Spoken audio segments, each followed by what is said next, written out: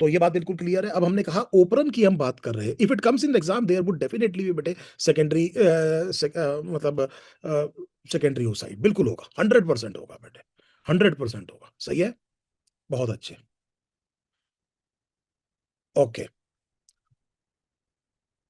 Sir let us move forward with, यदि हम बच्चों के डाउट पे रिस्पॉन्ड करेंगे it would waste a lot of time for kids. हाँ, तो हम लैक ओपरन की बात कर रहे थे। हाँ जी, हम ओपरन की बात कर रहे थे। ओपरन एक ही मेटाबॉलिक पाथवे में इन्वॉल्व होने वाली जितनी भी जीन्स हैं वो डीएनए की टेम्पलेट पर साइमल्टेनियसली लोकेटेड होती हैं and they share a common promoter. इस चीज को हमने ओपरन कहा था। और हमने कहा कि बैक्टीरिया के पास, देखिए बेटे बड़े ध्यान से, आपने कहा था सर थोड़ा बता दीजिएगा शाम के सेशन में, तो मैं इसको बता देता हूं। तो देखिए बेटे, बैक्टीरिया की प्रॉब्लम समझिए। ई कोलाई का प्रिफर्ड एनर्जी सोर्स ग्लूकोज है, इसीलिए जब तक ग्लूकोज अवेलेबल है वो ग्लूकोज ही यूज करना चाहेगा। पर अगर किसी सिचुएशन में लैक्टोज है और ग्लूकोज नहीं है, तब वो लैक्टोज को यूज कर सकता है। पहली बात तो ये समझ लीजिए। तो इसका मतलब ये हुआ कि ई कोलाई के लिए इंपॉर्टेंट ये है, क्योंकि उसका प्रेफर्ड सोर्स ग्लूकोज है, जनरली उसे लैक्टोज तोड़ना नहीं पड़ता, बड़े स्पेसिफिक कंडीशंस में उसको लैक्टोज का इस्तेमाल करना पड़ता है। तो उसके लिए इंपॉर्टेंट ये है कि वो एंजाइम ना बनाए जो लैक्टोज के मेटाबॉलिज्म में इस्तेमाल होते हैं, अगर लैक्टोज प्रेजेंट नहीं है तो। दोबारा समझ लीजिए, अगर लैक्टोज प्रेजेंट नहीं है तो ई कोलाई को वो एंजाइम नहीं बनाने चाहिए जो लैक्टोज मेटाबॉलिज्म में इन्वॉल्व होते हैं। पहले बताइए ये बात बिल्कुल क्लियर है कि नहीं है? Are we absolutely on the same page कि उसको नहीं बनाने चाहिए? सही है बेटे। अब हम ये कह रहे हैं कि मान लीजिए अगर उसको नहीं बनाने चाहिए तो इसका मतलब अगर कब बनाने चाहिए? जब लैक्टोज प्रेजेंट है। और लैक्टोज जो है वो सबस्ट्रेट है, इस मेटाबॉलिक पाथवे का सबस्ट्रेट है। और सबस्ट्रेट की प्रेजेंस की वजह से ही उस ओपरन की ट्रांसक्रिप्शन होती है। दोबारा समझिए, मैं ये कह रहा हूं कि ये ओपरन ट्रांसक्राइब होगा इन दी प्रेजेंस ऑफ लैक्टोज, और लैक्टोज की वजह से ई कोलाई बनाना शुरू कर रहा है वो सारे एंजाइम जो लैक्टोज मेटाबॉलिज्म में इस्तेमाल होते हैं। तो मैं ये कह सकता हूं कि लैक्टोज इस पर्टिकुलर जो पाथवे का सबस्ट्रेट है वो इंड्यूस कर रहा है किसको? ई कोलाई को, कि वो कुछ एंजाइम्स बनाए। ऐसे एंजाइम्स को हम इंड्यूसेबल एंजाइम कहते हैं। मोटे तौर पे ये बात याद रखिए कि इंड्यूसेबल एंजाइम वो एंजाइम होता है जो तभी बनता है जब सबस्ट्रेट प्रेजेंट हो या सबस्ट्रेट की प्रेजेंस इंड्यूस करे उन एंजाइम्स के बनने को। क्या ये बात समझ में आ गई? इसीलिए जनरली आप ये कहेंगे कि लैक ओपरन एक इंड्यूसर ओपरन है, जिसको इंड्यूस इसका बेटे इंड्यूसर करता है। इंड्यूसर कौन है बेटे? लैक्टोज है। और लैक्टोज क्या है बेटे? सबस्ट्रेट है। पहली बात तो ये समझ में आ गई। क्या ये बात ठीक है? मेरा नेटवर्क सही नहीं है, देखना sir. Is there a problem in my network? I don't think so. नहीं sir, network is okay. Network is okay. दूसरी प्रॉब्लम ई कोलाई की समझिए। ई कोलाई 4-5 स्टेप में जाकर के एक ट्रिप्टोफैन बनाता है। तो 5 स्टेप में कोरिज्मिक एसिड से ट्रिप्टोफैन बनाता है। बिल्कुल भी शब्द याद रखने की जरूरत नहीं है, मैं आपको कंसेप्ट समझाने की कोशिश कर रहा हूं। अब की बार ट्रिप्टोफैन इस मेटाबॉलिक पाथवे का एंड प्रोडक्ट है। अगर मैं ई कोलाई को बना बनाया एंड प्रोडक्ट दे दूं तो उसे वो एंजाइम नहीं बनाने चाहिए जो इसको बनाने में इस्तेमाल होते हैं। इंड्यूसर वाला जो पार्ट था, जो इंड्यूसेबल ओपरन था, उसमें सबस्ट्रेट की प्रेजेंस की वजह से एंजाइम बनाने शुरू किए थे। अब की बार एंड प्रोडक्ट अगर हम देंगे तो एंजाइम बनाने बंद कर देगा। इसे हम रिप्रेसिबल कहते हैं। इस तरह के ओपरन को रिप्रेसिबल कहते हैं। Just at the back of mind आपको यह समझ में आ जाना चाहिए कि इंड्यूसेबल ओपरन क्या है और बेटे रिप्रेसिबल ओपरन क्या है। कुछ एंजाइम ऐसे होते हैं, कुछ प्रोटीन्स ऐसे होते हैं जो सेल को हमेशा बनाने पड़ते हैं, हमेशा। तो जैसे रेस्पिरेटरी चेन के बेटे कंपोनेंट्स हैं, वो हमेशा बनाने पड़ेंगे। ऐसा कभी नहीं हो सकता कि कभी बनाया कभी नहीं बनाया, उनको हमेशा बनाना पड़ेगा। इस तरह के एंजाइम्स को कॉन्स्टिट्यूटिव कहते हैं। और जो जीन्स इस तरह के एंजाइम्स को बेटे कोड करती हैं, दे आर ट्रांसक्राइब्ड। आपकी एनसीईआरटी में एक शब्द लिखा है कॉन्स्टिट्यूटिवली। क्या लिखा है बेटे? कॉन्स्टिट्यूटिवली। सो जब प्रोडक्ट ही बेटे प्रेजेंट हो गया तो फिर उन एंजाइम्स को बनाने का क्या मतलब है जिससे कि प्रोडक्ट बनाया जाए? इसीलिए हम कह रहे हैं कि अगर हमने बना बनाया प्रोडक्ट दे दिया तो सारे एंजाइम बनाने बंद कर दिए। अब आपको एक और शब्द समझ में आ गया कि कॉन्स्टिट्यूटिवली एक्सप्रेशन किसे कहते हैं? जो कंटिन्यूड अपने आप को एक्सप्रेस कर रही है। इस तरह की जीन को आप हाउस कीपिंग जीन भी कहते हैं। कि जैसे कि लैक ओपरन में जो इसकी रेगुलेटरी जीन है, लैक आई जीन, वो कॉन्स्टिट्यूटिवली अपने आप को एक्सप्रेस करती है। इसका मतलब वो कंटिन्यूअसली ट्रांसक्राइब हो रही है, और कंटिन्यूअसली ट्रांसक्राइब जो हो रही है उसका जो ट्रांसक्रिप्ट बनता है वो ट्रांसलेट हो रहा है। जो प्रोटीन बनता है उसे हम रिप्रेसर कहते हैं। लगातार रिप्रेसर बन रहा है, हालांकि उसका रेट ऑफ फॉर्मेशन थोड़ा सा कम है। क्या ये बात यहां तक क्लियर है? कोई क्वेश्चन है तो लैक ओपरन में पूछिए, कोई क्वेश्चन है तो। Any question? No question at all. ये बात बिल्कुल क्लियर हो गई। अब देखिए, अब हमने ये कहा कि जिस टाइम पर ये एक पर्टिकुलर जगह है, यहां पर बेटे प्रमोटर है, प्रमोटर के बीच में ऑपरेटर है, यहां पर बेटे स्ट्रक्चरल जीन्स है Z Y और A। ठीक है ये बात। अब हमने ये कहा कि यहां पर लैक्टोज प्रेजेंट नहीं है, तो इसके अपस्ट्रीम एक जीन है जिसे हमने कहा लैक आई, उसका अपना अलग प्रमोटर होगा, क्योंकि ओपरन की तीनों स्ट्रक्चरल जीन का एक कॉमन प्रमोटर है। अगर आप एनसीईआरटी का डायग्राम देखें तो लैक आई के सामने उसका खुद का प्रमोटर लिखा होगा, वो ट्रांसक्राइब और ट्रांसलेट होकर के क्या बना रही है बेटे, रिप्रेसर, और वो रिप्रेसर जाकर के बाइंड कर जाता है ऑपरेटर पे, और जब वो ऑपरेटर पे बाइंड कर जाता है तो ऑब्स्टेकल बन गया, या तो आरएनए पॉलीमरेज अपने प्रमोटर पे बाइंड नहीं कर पाएगा, और अगर बाइंड कर पाया तो चल नहीं पाएगा, और इससे टकरा करके इट विल फॉल ऑफ, और ये बेटे ओपरन ट्रांसक्राइब नहीं होगा। क्या ये बात सही है? क्या ये बात सही है? Lac operon is inducible, inducible operon अपने सबस्ट्रेट की वजह से इंड्यूस होता है, और lactose is the substrate of the operon. सही है बेटे?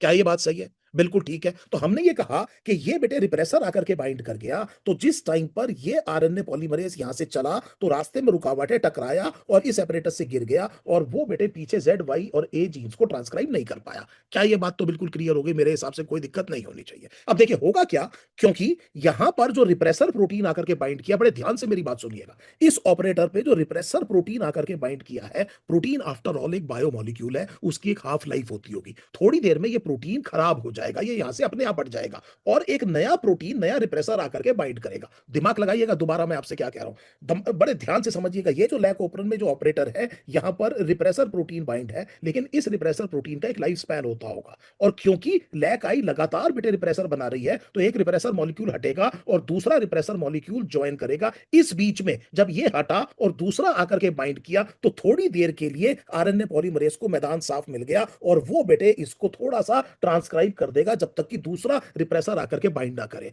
और इस दौरान वो थोड़ा सा इसको ट्रांसक्राइब कर देगा। इसीलिए आपकी एनसीईआरटी ब्रैकेट में लिख रही है कि low level of expression of the lac operon is always present in the cell, whether बेटे लैक्टोज इज प्रेजेंट और नॉट। आपको ये समझ में आ गया होगा कि ये क्यों हुआ ऐसा। क्या ये बात बिल्कुल क्लियर है? आसानी से समझ में आ गया। अगर एग्जाम में क्वेश्चन आ जाए कि क्या हुआ, तो हमें ये पता लग गया कि लैक्टोज है चाहे नहीं है, लेकिन ये वो टाइम मिल गया जिसमें उसने इसको ट्रांसक्राइब कर दिया। इसका मतलब आपके जो बैक्टीरियल सेल है उसके पास बीटा गैलेक्टोसाइडेज भी है, उसके पास बेटे परमिएज भी है थोड़ा सा, और ट्रांस एसिटाइलेज भी है, हालांकि उसका हमें अभी नीट लेवल पर ये नहीं पता कि उसका फंक्शन क्या है।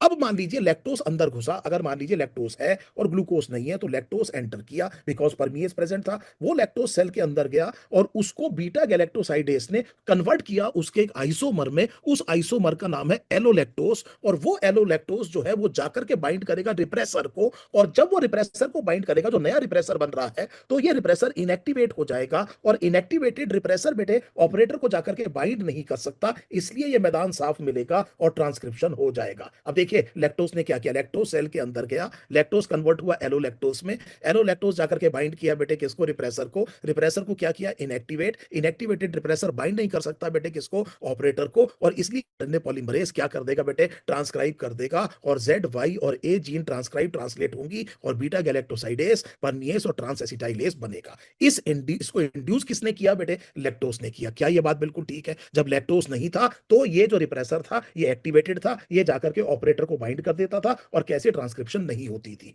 अब देखिए बेटे बड़े ध्यान से मेरी बात सुनिएगा, एक और इंपॉर्टेंट पॉइंट मैं आपको बता रहा हूं, बहुत बच्चे इस पॉइंट में गलती करते हैं, आपने नहीं करनी है, ध्यान देना बेटे। मेन चीज ये है कि इस ओपरन की रेगुलेटरी जीन लैक आई है, और लैक आई जो जीन है उसका जो प्रोडक्ट है उसको हम रिप्रेसर कहते हैं। अब ध्यान ये दीजिए कि अगर ट्रांस एसिटाइलेज बन भी जाएगा तो बेटे कोई फर्क नहीं पड़ रहा नीरज, क्योंकि हमें पता ही नहीं है एग्जैक्टली इस लेवल पर कि वो करता क्या है।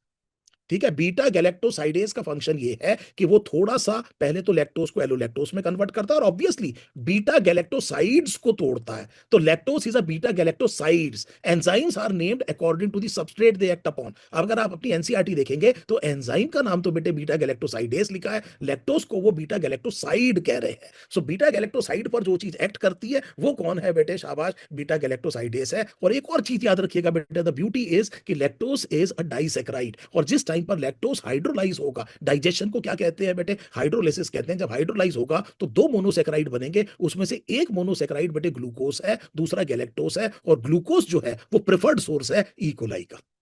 प्रेफर्ड सोर्स है बेटे किसका, ई कोलाई का। ये याद रखिएगा, वो लैक्टोज को भी तोड़ रहा है तो उसके तोड़ने से भी ग्लूकोज बन रहा है, और वो जो ग्लूकोज है बेटे वो प्रेफर्ड सोर्स है। क्या ये बात समझ में आ रही है? और ई कोलाई के बारे में एक और ये बात याद रखिएगा, एग्जाम से जस्ट पहले, we will not go into unnecessary details here, लेकिन एक बात याद रखिए, एग्जामिनर अगर आपसे पूछे कि अगर मैं दोनों दे दूं ई कोलाई को, अगर मैं ग्लूकोज भी दे दूं और लैक्टोज भी दे दूं, तो अभी फिलहाल आप ये याद रखिए कि अगर ई कोलाई को दोनों मिल जाए तो किसी तरह से वो एक रास्ता ढूंढ लेता है कि वो बेटे लैक्टोज को इस्तेमाल ना करे, किसको इस्तेमाल करे बेटे, ग्लूकोज को इस्तेमाल करे। लैक्टोज को वो तभी इस्तेमाल करेगा जब ग्लूकोज कम हो और लैक्टोज खुद प्रेजेंट हो। क्या ये बात बिल्कुल क्लियर हो गई? और हमने ये कहा, हम असली मुद्दे की बात आपको बता रहे थे कि वो जो रिप्रेसर प्रोटीन है, अगर वो काम करेगा तो क्या ट्रांसक्रिप्शन होगी, मुझे बताइए। अगर जो रिप्रेस रेगुलेटरी जीन है लैक ओपरन की, उसका जो प्रोटीन है उसका नाम है रिप्रेसर, अगर वो रिप्रेसर प्रोटीन अपना काम करता है तो क्या ट्रांसक्रिप्शन होगी? द आंसर इज नहीं। और अगर नहीं काम करता है, अगर नहीं काम करता है बेटे, अगर वो अपना काम नहीं कर पाता है तो क्या होगा? तो हो जाएगी। आ गई बात समझ में? तो आपकी एनसीईआरटी की लाइन ये है, regulation of lac operon by repressor is referred to as negative regulation.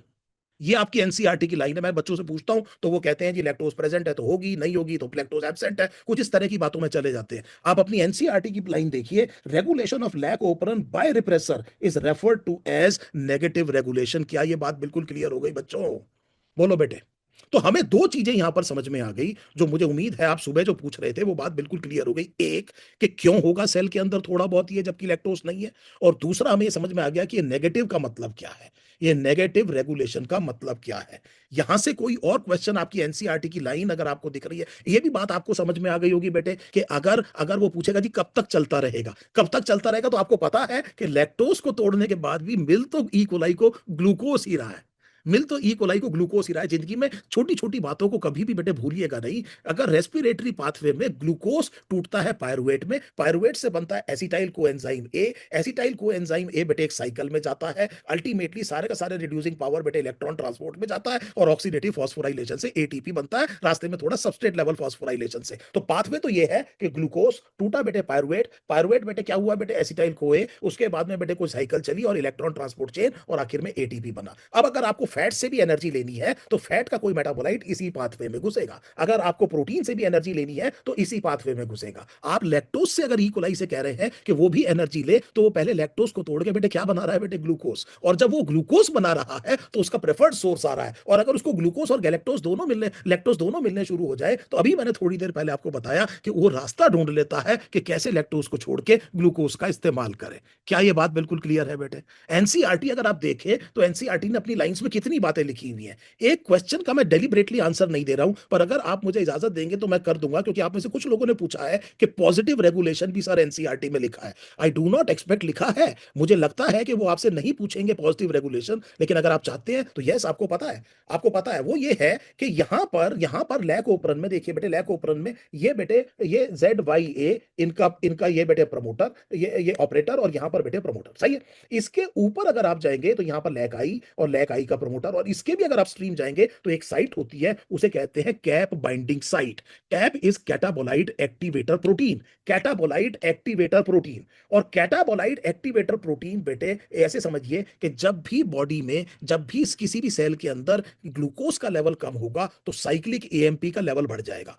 Glucose come, cyclic AMP का लेवल बढ़ जाएगा। दोबारा समझ लीजिए, अगर सेल के अंदर ग्लूकोज कम हुआ तो एक सेकंड मैसेंजर आपने बेटे पढ़ा है क्लास 11th में, chemical coordination and integration chapter में, उसे साइक्लिक एएमपी कहते हैं। Yes, you are right Aditi, this is secondary messenger, और वो जो है साइक्लिक एएमपी का लेवल बढ़ेगा, और साइक्लिक एएमपी एक्टिवेट करेगा कैटाबोलाइट एक्टिवेटर प्रोटीन को, और कैटाबोलाइट एक्टिवेटर प्रोटीन सबसे अपस्ट्रीम जो साइट है जिसे कैप बाइंडिंग साइट कहते हैं, उस पर जाकर के बाइंड कर जाएगा। अब इसका फर्क क्या पड़ेगा? फर्क ये है, अब देखिएगा, यहां पर ओपरन ट्रांसक्राइब हो रहा है, इसका मतलब यहां पर ट्रांसक्रिप्शन हो रहा है, एंड लेट अस से एक्स मॉलिक्यूल्स ऑफ एमआरएनए बन रहे हैं पर सेकंड। तो please understand the situation. Situation ये है कि ऑलरेडी क्या हो रहा है बेटे, शाबाश, ट्रांसक्रिप्शन हो रहा है, और वो ट्रांसक्रिप्शन एक्स मॉलिक्यूल्स हो रहे हैं। जिस टाइम पर बेटे ये हो रहा है तो कम से कम एक्स मॉलिक्यूल्स बन रहे हैं। क्या ये बात क्लियर है? ऐसे में हमने कहा कि अगर कैप आकर के बाइंड कर गया तो ये एक्स की जगह 2x बनने शुरू हो गए। Now this is positive regulation.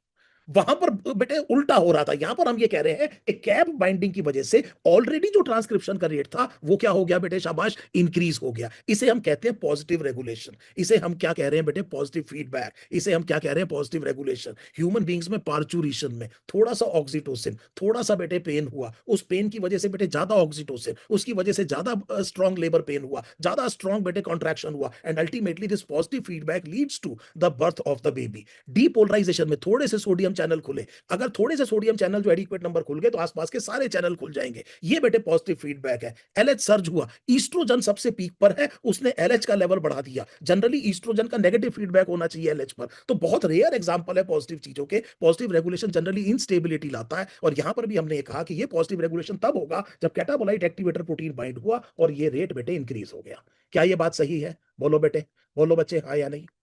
Agreed. अब एक और चीज देख लो, अगर मान लो लैक्टोज टूटना शुरू हुआ, लैक्टोज टूटना शुरू हुआ तो बेटे ग्लूकोज इकट्ठा होना शुरू हो जाएगा। अगर ग्लूकोज इकट्ठा होना शुरू हो जाएगा तो पहले तो सीएएमपी लेवल बेटे कम होना शुरू हो जाएगा। सीएएमपी लेवल कम होना शुरू हो जाएगा तो कैटाबोलाइट एक्टिवेटर प्रोटीन जो एक्टिवेट हो रहा था वो एक्टिवेट नहीं होगा। तो सबसे पहला चेंज तो ये आएगा कि और बेटे रेट जो है वो पहले उस पर ही आ जाएगा, एक्स पर ही आ जाएगा, और धीरे धीरे बेटे ग्लूकोज आ जाएगा, तो फिर वो लैक्टोज को इस्तेमाल नहीं करेगा। तो आप ये कहेंगे कि अगर दोनों है तो सबसे पहले तो रेट कम होगा क्योंकि ग्लूकोज इकट्ठा होता जा रहा है, और धीरे धीरे जब ग्लूकोज सफिशिएंट अमाउंट में आ जाएगा तो वो लैक्टोज को यूज करना बंद कर देगा और लैक ओपरन बंद हो जाएगा।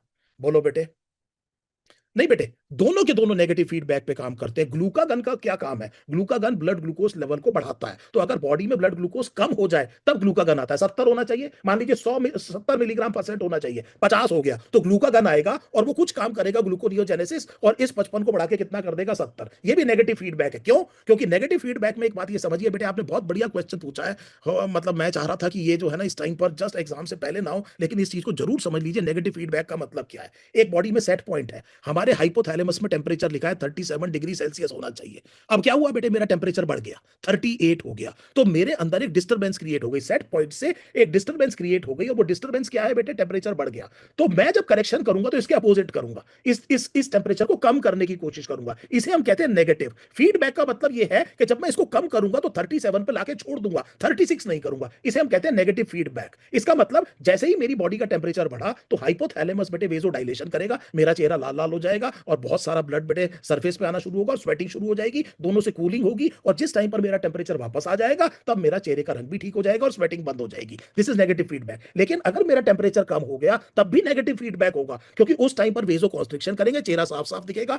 और मैं हाथ ऐसे करने लगूंगा, पैर को टैप करने लगूंगा, मस्कुलर एक्टिविटी कर रहा हूं, उससे हीट जनरेट करके टेम्परेचर बढ़ा रहा हूं और उसको वापस लेके आ रहा हूं। ये भी नेगेटिव फीडबैक है। और इसी संदर्भ में इंसुलिन और ग्लूकागन को देखिए, ये दोनों के दोनों नेगेटिव फीडबैक है, और दोनों लूप होते हैं बेटे नेगेटिव फीडबैक में। इसी वजह से कोई भी जो बॉडी का जो जो फंक्शन होता है वो हमेशा मेटिकुलसली मेंटेन्ड होता है। क्या ये बात समझ में आ गई कि नहीं आ गई? बोलो बेटे, इज इट एब्सोल्युटली क्लियर? क्या ये बात बिल्कुल सही है? तो हमें अब बेटे लैक ओपरन जो आप मुझसे कह रहे थे, आपको ये बात बहुत अच्छे से समझ में आ गई होगी, बहुत अच्छे। तो देखिए बेटे क्या है, ह्यूमन जीनोम प्रोजेक्ट में जो आपसे बड़ा स्ट्रेट फॉरवर्ड क्वेश्चन पूछेंगे, आपसे स्ट्रेट फॉरवर्ड क्वेश्चन ये पूछेंगे कि इसके सेलिएंट फीचर्स क्या है। दो टर्म्स में यहां पर एक्सप्लेन कर देता हूं, दो टर्म में एक्सप्लेन कर देता हूं। तो एक टर्म तो है एक्सप्रेस सीक्वेंस टैग। तो क्योंकि सेल के अंदर बेटे जो भी जीन एक्टिव होगी वो मैसेंजर आरएनए जरूर बना रही होगी, प्रोटीन बन रहा होगा, मैसेंजर आरएनए बन रहा होगा, हम उसका कॉम्प्लीमेंट्री डीएनए बना करके टैग कर सकते हैं। हम मैसेंजर आरएनए का कॉम्प्लीमेंट्री डीएनए बना सकते हैं, प्रोसेस को कहते हैं रिवर्स ट्रांसक्रिप्शन, और जो भी जीन अपने आप को एक्सप्रेस कर रही है उसे जीनोम में जाके टैग कर सकते हैं। क्या ये बात ठीक है? क्या ये बात, थैंक यू एवरीवन बेटे, लेकिन please please pay attention to what I am saying. Have you understood what is an expressed sequence tag? वो सीक्वेंस जो अपने आप को एक्सप्रेस कर रही है, आपने उसका कॉम्प्लीमेंट्री डीएनए बना के पहचाना इसकी सीक्वेंस क्या होगी, और वहां जाकर के जैसे पिन बोर्ड पे पिन लगा देते हैं, आपने टैग कर दिया ये होगा, ये होगा, ये होगा। क्या ये बात क्लियर हो गई बेटे? दूसरा आपने क्या किया, आपने क्या किया, यहां से यहां तक इस डीएनए को पूरा सीक्वेंस कर दिया, ब्लाइंडली सीक्वेंस कर दिया। देखते हैं इसमें क्या सीक्वेंस है। आपने देखा यार ऐसे लिखा है एटीजीसी एटीजीसी, ये सब आपने सीक्वेंस कर दिया, और फिर आपने बायो इन्फॉर्मेटिक्स कंप्यूटर्स का इस्तेमाल किया, आपने इसका परमुटेशन कॉम्बिनेशन बनाया, और आपने देखा क्या इसको कोई फंक्शन असाइन किया जा सकता है, क्या इसको कोई फंक्शन असाइन किया जा सकता है? हो सकता है क्या कि इसमें से कुछ काट पीट करके कुछ जो बीच में नॉन कोडिंग सीक्वेंस है कोई ऐसी चीज बन रही हो जिसका कोई फंक्शन हो, और फिर आपने देखा कि वो फंक्शन है कि नहीं है, और वो फंक्शन आपने इस सीक्वेंस को एनोटेट कर दिया। तो इसको आपने क्या कहा बेटे, सीक्वेंस एनोटेशन, जिसमें पहले आपने ब्लाइंडली क्या किया बेटे, सीक्वेंस किया, और फिर सोचा कि कोई फंक्शन करता है कि नहीं करता। एक्सप्रेस सीक्वेंस टैग में आपने कॉम्प्लीमेंट्री जो है बेटे सी डीएनए लाइब्रेरी ली और उसको आपने टैग करना शुरू किया कि ये क्या है। क्लियर है बच्चे? बोलिए हाँ या नहीं। ये दोनों की दोनों टेक्निक्स बिल्कुल क्लियर हैं, बिल्कुल ठीक है। देखो बेटे, प्लास्मिड की एक बहुत बड़ी प्रॉब्लम है, प्लास्मिड वेक्टर की तरह काम करता है।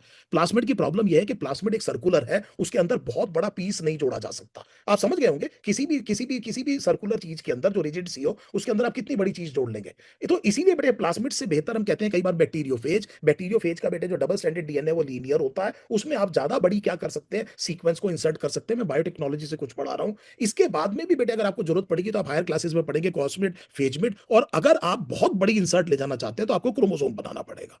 और वो क्रोमोसोम आपकी एनसीईआरटी कह रही है कि वो बैक्टीरिया का भी हो सकता है। अगर आप प्रोकैरियोटिक क्रोमोसोम से काम चलाना चाहते हैं तो ये बैक्टीरियल आर्टिफिशियल क्रोमोसोम है। और अगर आप ये चाहते हैं कि काम यूकैरियोट में हो, तो यूकैरियोट के अपने एडवांटेज है। तो आप बेटे यीस्ट में यीस्ट आर्टिफिशियल क्रोमोसोम भी यूज कर सकते हैं, और एचएसी का मतलब भी अब आप समझ गए होंगे। आप ह्यूमन आर्टिफिशियल क्रोमोसोम का भी इस्तेमाल किया जा सकता है। सो क्या ये बात बिल्कुल क्लियर हो गई बेटे? समझ में आ रहा है कि नहीं आ रहा है? बोलो बच्चे। Okay, this is now absolutely clear, absolutely clear. ठीक है बेटे, तो आपने एक वर्ड डॉक्यूमेंट में कोई एक लाइन लिखी और उसमें से दो शब्द को बेटे कंट्रोल सी किया, तो आपने उसे कॉपी किया और कहीं जाकर के कंट्रोल वी कर दिया, तो वो क्या हो गया बेटे? शाबाश, वहां जाके पेस्ट हो गया। तो इस तरह से जीनोम के कुछ एलिमेंट्स एक जगह से दूसरी जगह जा सकते हैं। जो बच्चा पूछ रहा है कि व्हाट आर ट्रांसपोजोन्स, तो उसको समझ में आया होगा, दो तरह के ट्रांसपोजोन्स होते हैं, एक डायरेक्ट और एक रेट्रो ट्रांसपोजोन्स। हालांकि उसकी जरूरत हमें बेटे आरएनए इंटरफेरेंस में पड़ेगी, वो ट्रांसपोजोन्स मैं आपको वहां पढ़ाऊंगा। लेकिन आपको ये समझ में आ गया है जंप कैसे किया, कंट्रोल सी कंट्रोल वी, या फिर कट करके आपने कई बार क्या करते हैं, आप वो कंट्रोल सी करके फिर बेटे उसे कट कर लेते हैं और कट करके कहीं और पेस्ट करते हैं। एक तो ये तरीका है, और एक बेटे तरीका ये है कि कॉपी करके कहीं और पेस्ट कर दिया। तो ये दो तरीके होते हैं, एक को ट्रांसपोजोन कहते हैं, एक को रेट्रो ट्रांसपोजोन। ये बेटे क्या है? मोबाइल जेनेटिक एलिमेंट्स है, डीएसडीवाई एलिमेंट्स। बेटे बारबरा मैकलिनटॉक नाम था, इन्होंने आलू में इसकी डिस्कवरी की थी। इंसुलिन कंप्लीटली इसलिए नहीं बना रहा है मयंक, क्योंकि इंसुलिन की अगर आपने जीन इंसर्ट कर दी तो उसमें इंट्रॉन होंगे, उस इंट्रॉन को इकोलाई हटा तो पाएगा ही नहीं। इकोलाई उसको हटा नहीं पाएगा बेटे। ठीक है, बोलो बेटे, क्या ये बात समझ में आ रही है? इकोलाई कैसे हटा देगा बेटे? ठीक है, जिस बच्चे ने पूछा था, बिल्कुल क्लियर है। इकोलाई इंट्रॉन नहीं हटा सकता। इसीलिए आपने क्या किया बेटे, एली लिली कंपनी ने क्या किया, दो अलग अलग बेटे क्या बनाए, आर्टिफिशियल जीन्स बनाई। एक से ए चेन बनवाई, एक से बी चेन बनवाई। उसमें कुछ इंट्रॉन पिंट्रॉन नहीं, क्योंकि बेटे वो मैसेंजर आरएनए से भी आप बना सकते हैं, आर्टिफिशियल सिंथेसाइज कर सकते हैं। तो आर्टिफिशियल सिंथेसाइज किया। आप सोचिए, आप जब कहते हैं प्लास्मिड, प्लास्मिड के अंदर ये डालेंगे तो एग्रोबैक्टीरियम तो आपको याद आ रहा होगा। बाकी ना तो आपने बेटे प्लास्मिड वहां यूज किया, इंसुलिन में कहां यूज किया आपने प्लास्मिड? प्लास्मिड यूज किया, लेकिन प्लास्मिड मतलब इस काम के लिए नहीं यूज किया। ई कोलाई का प्लास्मिड यूज किया, लेकिन उसमें आपने कन्वेंशनल तरीके से जो डोनर की जीन को इंसर्ट नहीं किया, आपने जीन को आर्टिफिशियल सिंथेसाइज किया। तो डोनर से तो इंसुलिन आपने बेटे प्लास्मिड यूज किया, लेकिन उस प्लास्मिड में आपने आर्टिफिशियली सिंथेसाइज जीन डाली। अब जरूरत नहीं है बेटे कि आपने डोनर का डीएनए आइसोलेट किया और उसे कट करके उसकी फ्रेगमेंट को इंसर्ट करें। It is not necessary. आप कॉम्प्लीमेंट्री कॉपी भी ले सकते हैं मैसेंजर आरएनए से, उसमें भी इंट्रॉन नहीं होगी। और सबसे बढ़िया तरीका तो यह है कि जीन छोटी है तो अपने आप आर्टिफिशियली बना लीजिए। आपको सेल फ्री सिस्टम भी पता है, आपको पॉलीन्यूक्लियोटाइड फॉस्फोराइलेज भी पता है। अगर आपको प्रोटीन पता है तो उसका प्राइमरी स्ट्रक्चर भी पता होगा। बायोमोलिक्यूल्स में जाके देखिए कि primary structure sequence of amino acid को कहते हैं। अगर आपको सीक्वेंस ऑफ अमीनो एसिड पता है तो आपको यह भी पता होगा कि कौन कौन से कोडोन किस किस तरह से लगे होने चाहिए। और जब आपके पास कोडोन की सीक्वेंस है तो आप उनको आर्टिफिशियली जोड़ करके एक बेटे पॉलीन्यूक्लियोटाइड बना सकते हैं। क्या ये बात सही है?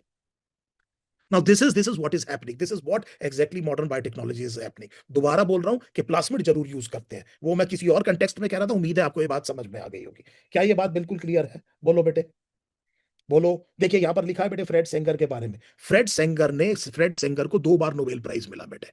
सो एक ही फील्ड में 2 बार नोबेल प्राइज फ्रेड सेंगर को। एक बार तो बेटे प्राइमरी स्ट्रक्चर दिया उन्होंने प्रोटीन का, इंसुलिन का जो प्राइमरी स्ट्रक्चर है बेटे, that was given by Fred Sanger. और दूसरा उनकी एक टेक्निक थी बेटे, किसके लिए? इस जीनोम को डेसाइफर करने के लिए। सो इस जीनोम को डेसाइफर करने के लिए चेन टर्मिनेशन मेथड कहते हैं, dideoxyribonucleoside triphosphate, उसमें हम अभी जाएंगे नहीं। ये बात बिल्कुल क्लियर हो गई। देखो बेटे, जो भी सेलिएंट फीचर दिए हुए ह्यूमन जीनोम के, ये पुराने हैं, लेकिन यही है आपके लिए नीट एंट्रेंस एग्जाम के लिए। अगर आपको पता है कि जीन का नंबर बेटे 18,000 19,000 के बीच में हो सकता है, बड़ी खुशी की बात है। लेकिन please try to understand, NCERT हर अपने नए एडिशन में इसी डेटा को पब्लिश कर रही है। सो आपके हिसाब से अभी भी ह्यूमन जीनोम में कितनी जीन्स है बेटे? 30,000 है। ठीक है, जल्दी बोलो बेटे। हम बाद में अपनी विद्वता दिखा देंगे जिस टाइम पर हम एग्जाम दे के आएंगे। अभी एग्जाम में हमें वो आंसर लगाना है जो एग्जामिनर हमसे लगवाना चाह रहा है। क्या अरे ये सर, ये बात? तो वही चीज आ गई जो आपने मुझे बताई थी, हाँ, क्या? 30,000 और 20,000 वाली। हाँ हाँ हाँ हाँ, एक्चुअली नंबर तो उससे भी कम है, नंबर तो उससे उन्नीस भी हजार कम। कुछ है, हाँ हाँ करेक्ट। हाँ। बल्कि क्वेश्चन तो बेटे नीट एंट्रेंस एग्जाम में ये पूछना चाहिए कि अगर आपके पास 17,000 जीन है जिसमें से 200 जीन्स इन्वॉल्व है एंटीबॉडीज बनाने में, आपको पता है ना एंटीबॉडीज प्रोटीन है, बताइए हाँ या नहीं? आपको पता है ना एंटीबॉडीज प्रोटीन है, तो अगर एंटीबॉडीज बेटे प्रोटीन होती है, याद करिए बेटे गामा ग्लोबुलिन, याद करिए immunoglobulin, gamma globulin plasma protein होता है बेटे।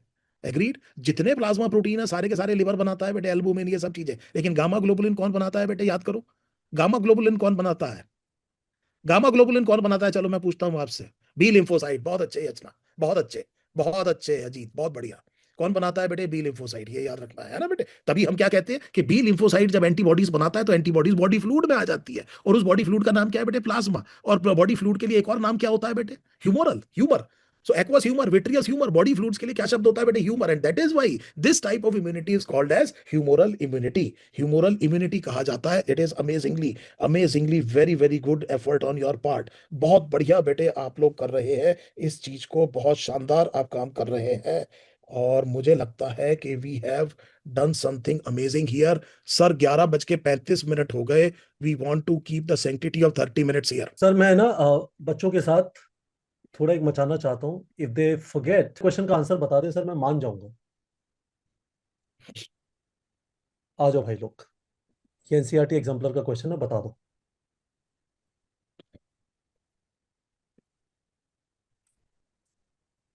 बता पा रहे क्या सर, या बैंड बज गया है? मुझे नहीं दिख रहा। हाँ सर। बच्चों ने आंसर दे दिया पर मुझे दिख नहीं रहा।